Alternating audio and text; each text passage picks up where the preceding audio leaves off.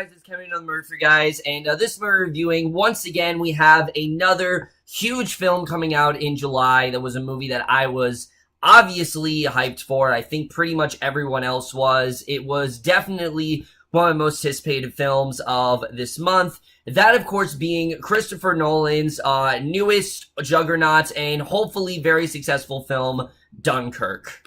So the plot of Dunkirk is honestly really simplistic, a lot more than you'd actually think. Basically, in World War II, there was this whole thing in Dunkirk where basically 4,000 men ended up evacuated because of a situation in Dunkirk, and we follow the events in three different locations, one on land, one at sea, and then one in the sky, and basically see how these characters react to that situation. And that's really all I'm going to say, because honestly, that's what the movie's about. There's really not much else to say. That's really all it is about. But let's just get into it. So Dunkirk, essentially, I was very interested in this movie for a couple of reasons. One, the obvious reason being Christopher Nolan. I mean, I think Christopher Nolan, he has really made a name for himself, especially in this century, and he's delivered just such mastercraft. I mean, the guy is extremely talented, and he's the kind of guy that really is concerned about quality of films. And, you know, he always talks about seeing his movies in theaters and making sure you do that. And there aren't a lot of directors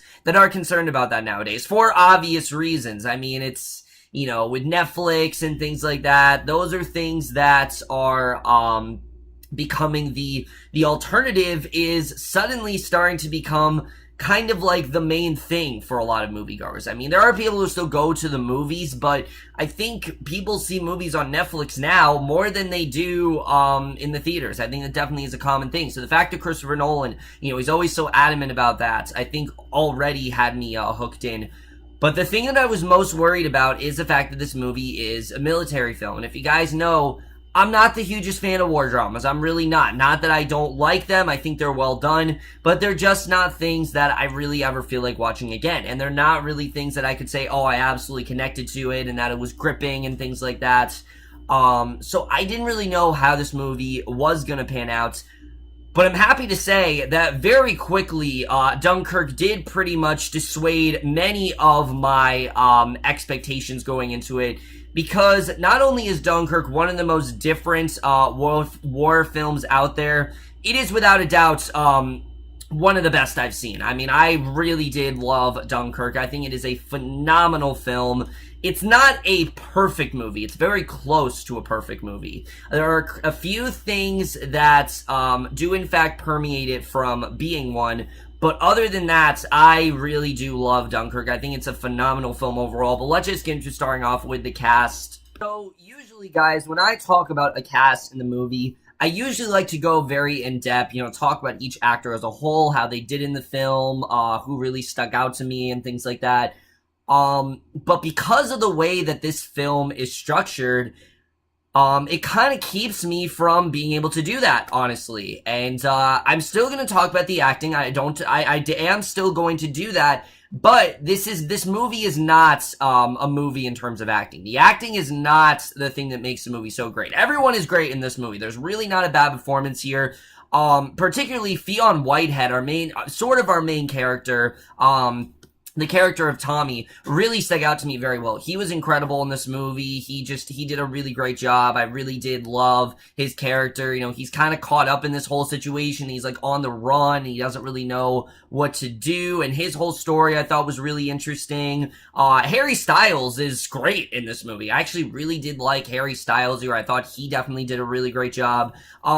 You know, Mark Rylance, I really liked her. Tom Hardy's good for what he has. Really, everyone gives a really good performance. But like I said, this is not a movie about the cast. This movie is not about these people. And I'm going to talk about why when we get into the writing. But I will say that everyone did a fantastic job. I think the acting all across the map was perfect. I think Nolan did a great job casting everyone, and I think it was honestly a smart choice for him to cast someone like Harry Styles or like a Fionn Whitehead. Cast people you wouldn't expect to be in his films. At this point, we expect Tom Hardy to be in his films. We expect Michael Caine to be in his films. You know, we expect Cillian Murphy to be in his films. I like that he casted new people that haven't been here before, showing that he still has it, showing that he's doing something different. And That was something I definitely really did enjoy about the movie. And I think, again, casting-wise, this movie is fantastic. I don't think there's a single person that wasn't casted well. I think everyone really did do a great job. And that's really all I have to say acting-wise, though. Again, there's really not much else I can say in that regard. Because the thing about this movie is that, like I said, this is not an acting sort of film. Yes, there's acting in the movie, but, that is evident, that there definitely is acting here. But that's not the strong suit of this film. The strong stuff in this film is the directing and the writing, because the directing in general is just wow. I mean, Nolan directed the shit out of this movie. He did everything he could to try to replicate what went down in Dunkirk, to the point where it makes you feel like you're there. It is a dark, brutally realistic tone, and he really does stick with it quite well throughout the film. I mean, there were so many moments where it was intense, and I was on edge throughout the film, and he just did such a great job with keeping that tone throughout the film. The film never really diverts from that. There's not really a moment in the film that's quiet. The most of the movie is in fact it's like you're in war, and the way he directs it is perfect. I really did love the directing here. I think it's some of the best of the entire year, and I really do praise Nolan. I have to appraise him for doing something really different. I've talked to this before, but I always really love it when directors do something that you don't expect them to do. For example, what Nicholas Stoller just did with writing Captain Underpants or something like that. I love it when directors will take something that they haven't really tackled before and do it. It just really shows how great of a director they really are, because Christopher Nolan, he usually does like big sci-fi films or like something franchise. This is really the first film he's done that isn't like that, and I think he tackled it perfectly. I think his directing here was phenomenal. I think he really got down to everything perfect, and again, his directing in general I was just really impressed with.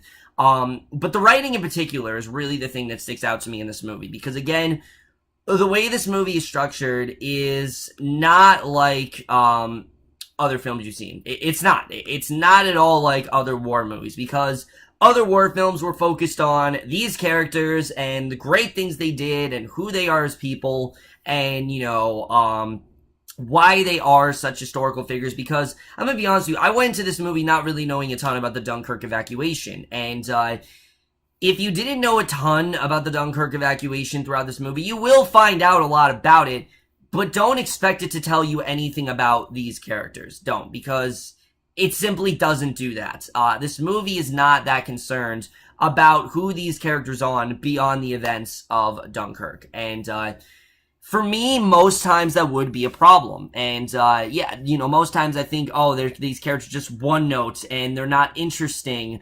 And how am I supposed to care when these characters, are in this crazy situation? Here, however, I think it worked, because in the situation that they're in, there's just not a lot of time for them to talk. I mean, if you are evacuated and, basically, every moment you are just anticipating the arrival of, you are anticipating the arrival of the enemy, attacking on you, because the movie, there's so many like sneak attacks throughout the film. There's so many action scenes throughout the film.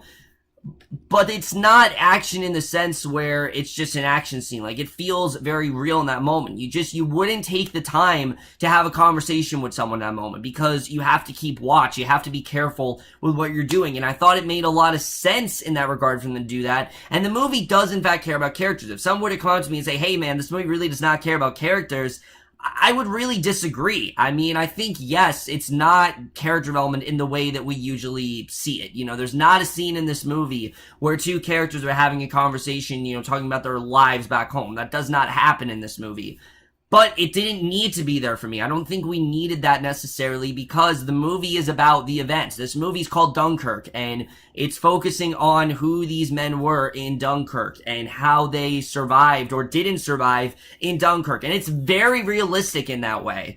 To the point where, again, there's some really, really emotional moments in this movie. And again, the movie is PG-13, but that does not deter it from being highly intense and emotional, because what Nolan does is he takes in a more psychological approach. What these men are going through psychologically, it's terrifying. It really is. I mean, some of these men, I'm just going to tell you right now, they don't all make it out of this movie. They don't. And it's not the satisfying closure ends that you're used to seeing. There is not a moment where someone tells him, oh, you're gonna be okay, or they try to make him feel better.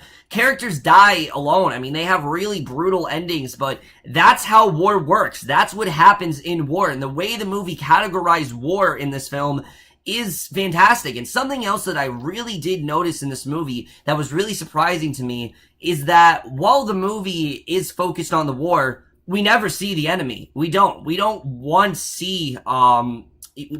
once actually see them. You know, I was really surprised, but we don't ever see the enemy in this film, which I was really surprised about, that they decided to go in that direction. But no, we never actually see the Germans. And I thought it was honestly a really smart choice for them to do that, because again, it just makes the movie feel a lot more intimate. It makes you feel like you're in the film with them, and I love how this movie was able to do that. It just feels so real. It made the movie feel so much more emotional in that way. And again, the movie does not try to shy away from emotion. It really is very well focused on it. And the way the narrative is composed in this film, I've never really seen it done this way before. Because what they'll do in the movie is they'll show you a scene on land, and then they'll cut to the sea and they cut to the air, and they don't all connect at first. But eventually they do connect, but at first they don't. And I really did find each of the stories to be really interesting. I think the way that they did, again, put this film together, it just really does stick out, because it gives you more emphasis on these characters and shows you more of what they're really going through in this situation. And that's, again, something that was really well done. And the way that Nolan was able to do this, sometimes with little to no dialogue, is just phenomenal to me. It just really does show how amazing of a writer he really is. It really does stick out, and there's so many cool little motifs and things like that he does throughout the film that I just really loved. And in general, I think this is by far one of Nolan's best written and directed films to date, without a doubt. But one thing when it comes to Nolan films you can absolutely always count on is the cinematography, and holy shit did this movie deliver. This very well may be, and I could be eating my words, I'm not gonna lie, I don't know if this is gonna stay this way, but for right now, this is the best cinematography I've seen this year. I mean, again, don't let that PG-13 rating, really, get you worried, because yes, the movie is PG-13, but from a technical perspective, this movie got it 100% right. And again, I haven't been in a war myself, obviously, but the way this movie gets it down, it's just perfect. I mean, it gets the horror down perfectly. It treats it like it's, it's abrupt, and that's something that war is. It's very abrupt. And if you've seen, really good war movies, they really do show that. They show how abrupt war can really be. And that's a lot of what's going on in this movie. I mean, deaths are abrupt. Attacks are very abrupt and things like that. And the way the movie is shot, it just perfectly puts you back into that time period of these British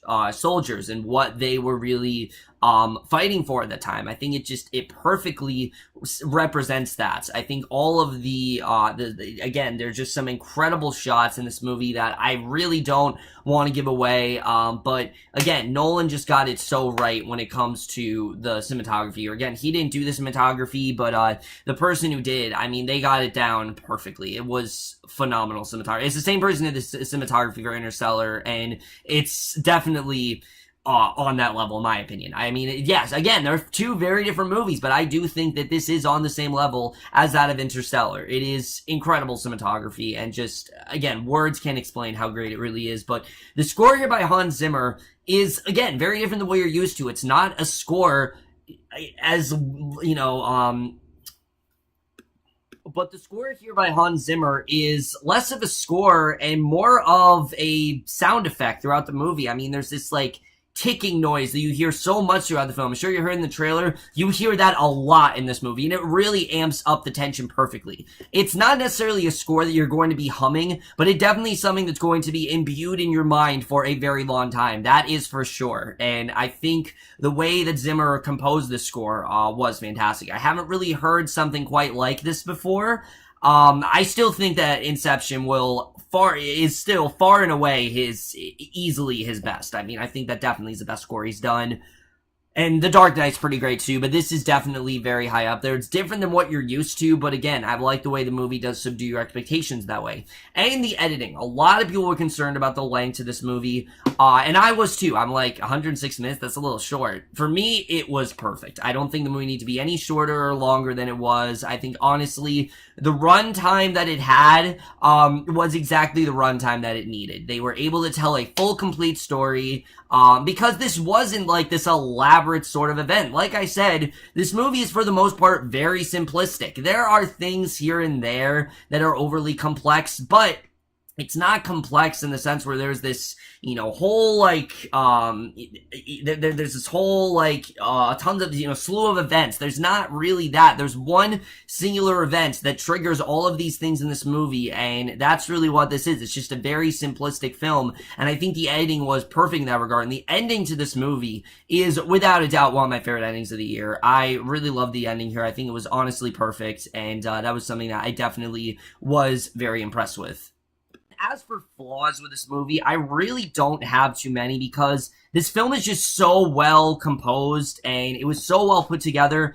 And the way it's styled too, it's really hard to pick a flaw here. And like I said, I don't have a problem with the movie not expanding on these characters. I really don't. But I do feel the movie could have given us just a little bit more time with them, because while I do admire the fact that the movie just immediately just throws us into these events, without any warning whatsoever, just throws you into it. I think it's incredible the way they do that. I do feel we should have gotten at least maybe 5 minutes to develop these characters just a little bit more. At least our main character, who says maybe one line in the first 20 minutes of the movie. He really does not say a lot. And again, it's really risky that he did that. But again, it's not a huge problem for me because it does run the risk of ruining the film. But because of how well done it is and because of how well it did turn out, it's just sort of a nitpick for me. It's not really something that really does deter the film in any way. I think that they really did get it down really well. And for a while, I'm not gonna lie to you, I was comparing this movie to other war movies I've seen. I'm gonna advise you guys not to do that because this is a very different kind of war movie than what you've seen before, and it's not trying to be like anything else. It's trying to stand out. It's trying to be something different, and I really do applaud it for that. I think that is something that absolutely, should be praised. I think Nolan continues to show why he is one of these geniuses working today when it comes to film, and after this movie, it's pretty evident that he can't really do anything wrong. Overall, guys, Dunkirk is one of the best movies of the year, without a doubt. I really did love this film. It's a movie that I definitely do want to watch again at some point, but it also is a film that I definitely do recommend you guys check out. It's different from other war movies you see, that is for sure. Don't expect to go into this movie and have a normally structured narrative, and don't even expect for it to have events at the end of this movie. You don't get that. You just get what happened in Dunkirk, and after, you don't really, the movie doesn't care about what happened after that. And it's because the movie is about the events of Dunkirk, and it's very focused, it's very simplistic, but it takes a very different approach to war films that I haven't really seen before, while still maintaining that realistic tone. And the way the film was able to do that, I think definitely is just extremely impressive. This is one of the best films of the summer by far, and I'm absolutely going to give Dunkirk an A. So overall, guys, remember, you have Dunkirk. Let me know your thoughts on the movie overall. Loved your thoughts in it. I absolutely, really do love this movie. I'm gonna be honest with you guys, it took me a while to really gather my thoughts for this one because it's just so differently structured, and again, it kind of goes against the rules of, modern day storytelling. Nolan really does go against that a lot in this movie, but damn did it pay off, and he has another hit without a doubt. But that's it for this video. Hope you guys enjoyed it. I will see you guys in my next video, which I think will be for my review. I'm not sure exactly what it's going to be for yet, but for whatever case, I will see you guys for that. Okay, bye.